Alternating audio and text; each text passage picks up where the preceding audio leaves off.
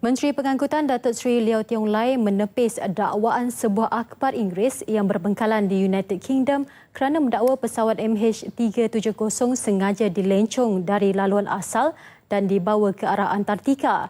Dato Seri Liow berkata dakwaan tersebut tidak berasas dan sehingga sekarang usaha mencari masih tertumpu di kawasan selatan Lautan Hindi.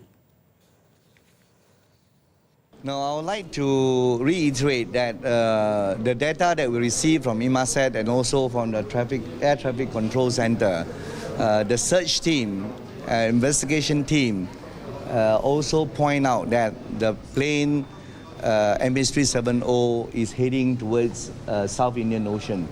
So that's the reason why the search area of 60,000 square kilometer has been assigned. And we are still going through the whole area, the search area now.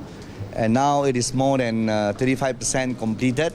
And we hope that we'll continue to look for the plane at the same areas, the 60,000 square kilometers area. And we hope we can find the plane there. Dato Seri Liow ditemui media selepas Majlis Rumah Terbuka Tahun Baru Cina anjuran MCA Pulau Pinang di Pulau Pinang. Malaysia dengan kerjasama Australia dan China masih dalam misi mencari dan mengesan MH370 membabitkan kawasan seluas 60,000 km persegi di selatan Lautan Hindi. Sejak hilang 8 Mac tahun lepas, 35% daripada kawasan tersebut telah diteroka.